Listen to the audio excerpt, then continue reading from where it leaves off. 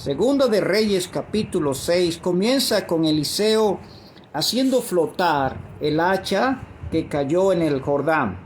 Ahora, desde el versículo 8 hasta el versículo 23, tenemos aquí este momento tan especial cuando el profeta está avisándole siempre al rey de Israel los planes secretos del rey de Siria. O sea, era como un micrófono oculto. Él estaba allí, el rey de Siria, haciendo planes, planificando todo para ir a destruir a Israel. La sorpresa era que Eliseo le decía todo lo que él hablaba. Dice el versículo 12, el rey de Israel: las palabras que tú hablas en tu cámara más secreta. O sea, el rey de Siria lo decía en lo más secreto, y todo lo que decía, lo decía entonces Eliseo al rey. Y él preguntó si había alguien, un espía. No. Nada de eso, es Eliseo. Eliseo le avisa, le está siempre informando de tus planes. Entonces el rey de Siria dijo: bueno, vamos a ver dónde está Eliseo, vean dónde está para prenderlo. Yo lo voy a llevar preso, yo voy a quitar a ese enemigo. Y él envió, dice, un gran ejército, los cuales vinieron de noche y sitiaron la ciudad.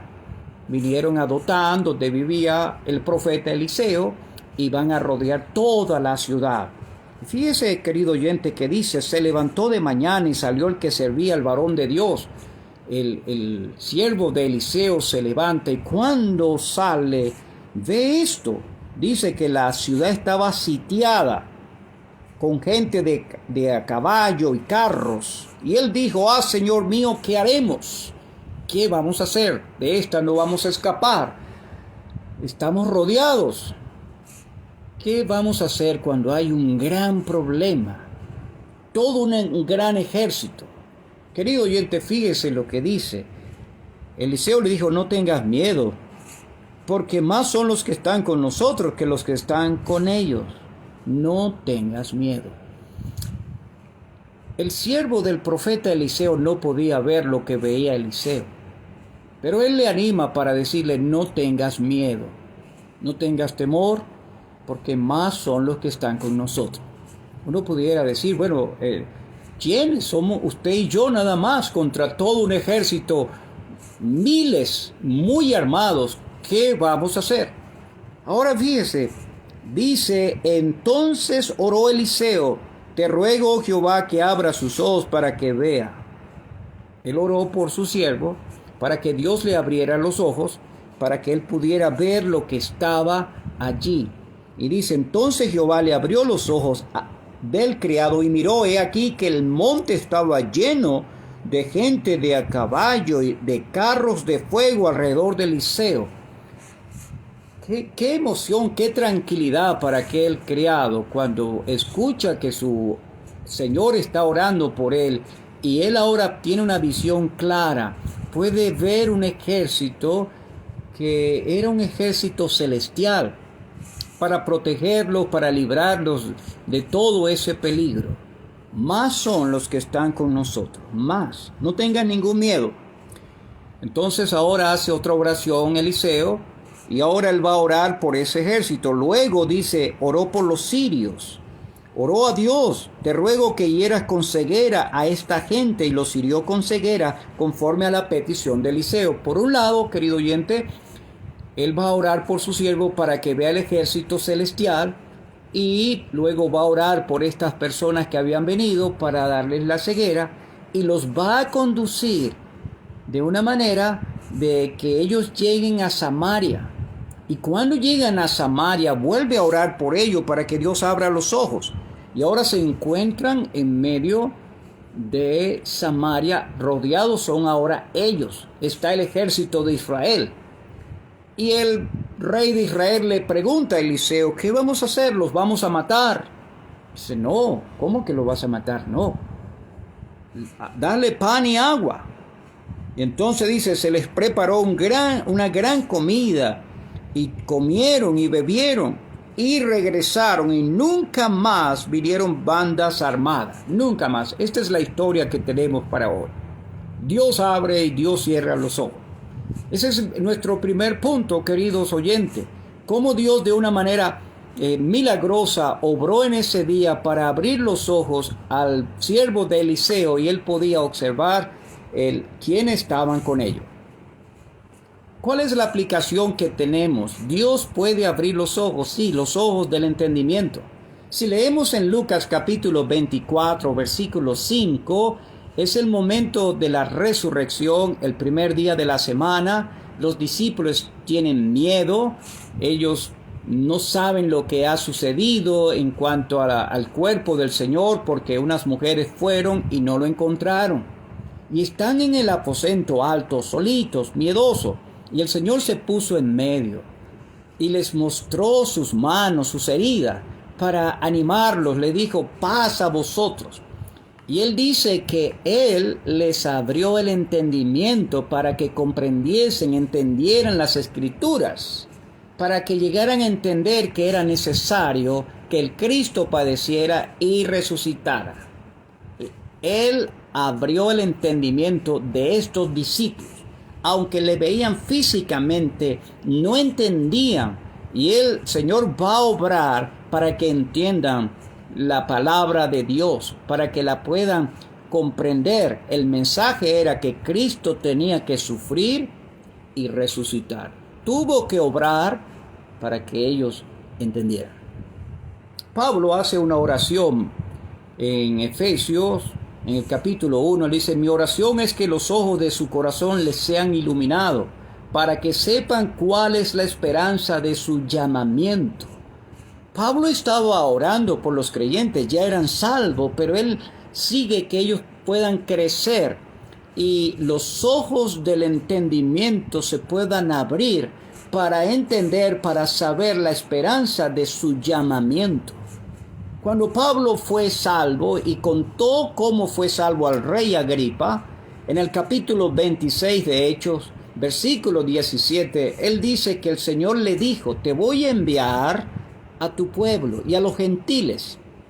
Te voy a librar de ellos para que abras sus ojos, para que se conviertan de las tinieblas a la luz, de la potestad de Satanás a Dios, para que reciban por la fe que es en mí perdón de pecado y herencia entre los santificados. O sea, el mensaje que Pablo llevaba era ese mensaje del Evangelio para abrir los ojos. ¿Cuáles? Los del entendimiento. Para que pudieran entender la verdad de Dios, entender su necesidad de Dios. Porque cuando uno no es salvo, mi estimado oyente, el apóstol Pablo también enseña en 2 Corintios capítulo 4 que el Dios de este siglo ha cegado el entendimiento de los incrédulos para que no le resplandezca la luz del Evangelio. En un sentido lo vemos aquí en esta historia ilustrado. Eliseo oró por esos enemigos y les trajo ceguera y los va a conducir a Samaria y vuelve a orar para abrir los ojos para que vean dónde se encontraban y no van a ser tratados mal, sino que van a obrar en bien de ellos, que nunca iban a regresar. ¿Cómo sería la lección que recibieron ese día, que no regresaron para hacer daño? Pero Dios abrió los ojos y Dios cerró los ojos. Y quiero usar esta ilustración que nos anime a todos, que Dios abre los ojos con su palabra. La palabra que tenemos aquí es lámpara, es una lumbrera en la oscuridad. ¿Y qué será lo que usted está mirando hoy? ¿Cuál es el ejército de gente de a caballo? El gran ejército, así comienza esta historia, un gran ejército. Llegaron de noche, llegan a la ciudad y venían con el propósito para prender a Eliseo. No venían para hacerle bien o para saludarlo y preguntarle ¿cómo le va a usted en la vida? No, venían para prenderlo. Y hoy estamos pensando en que tenemos lucha. Pablo habla en Efesios capítulo 6, versículo 12, nuestra lucha no es contra sangre y carne, sino contra principado, contra potestades, contra poderes de este mundo, dice, de tinieblas, contra fuerzas espirituales de maldad en las regiones celestes. Esa es la lucha. Un gran ejército. Pero tenemos la palabra de Dios. Y permítame citarle las palabras del salmista en el Salmo 27, versículo 3. Dice así: si un ejército acampa contra mí, no temerá mi corazón. Si contra mí se levanta guerra, a pesar de ello yo estaré confiado. Esas palabras las podemos poner aquí en Segunda de Reyes capítulo 6 para Eliseo. Había un ejército que acampó contra él y había contra él guerra, pero él podía decir: yo estaré confiado. Su confianza en quién estaba: en el Señor. Él es mi luz, Él es mi salvación. ¿De qué temeré? Estaba confiando completamente en aquel en quien había creído y había confiado, aquel que era su Señor y su Salvador. Otro versículo precioso que usted debe saber, y si no lo sabe, apréndalo, el Salmo 34, versículo 7. El ángel de Jehová, o el ángel del Señor, acampa alrededor de los que le temen, alrededor, y los rescata y los defiende. Esa es la palabra de Dios. Es viva y eficaz. Y es lo que vemos en esta historia. Había un gran ejército, pero el ángel de Jehová acampa alrededor de los que le temen. Había un hombre temeroso de Dios, un hombre que había creído en el Señor, que ese era su Señor y Salvador.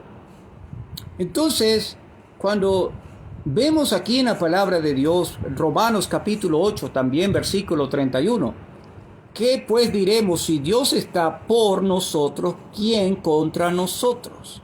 ¿Quién?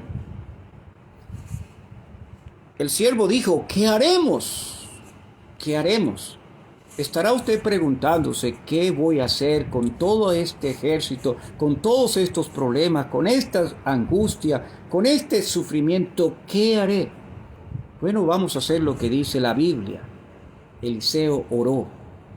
Y necesitamos orar y encomendarnos a Dios y abrir los ojos espirituales, el entendimiento, para ver que Dios está con sus hijos. Cuando usted vino a Cristo, estoy pensando que ya usted es salva o es salvo. Ese día inolvidable en su vida, oyó la palabra de Dios, el Evangelio Santo, y entendió su condición como pecador perdido, destituido de la gloria de Dios, que no tenía ningún mérito para ir al cielo, culpable, condenado, perdido.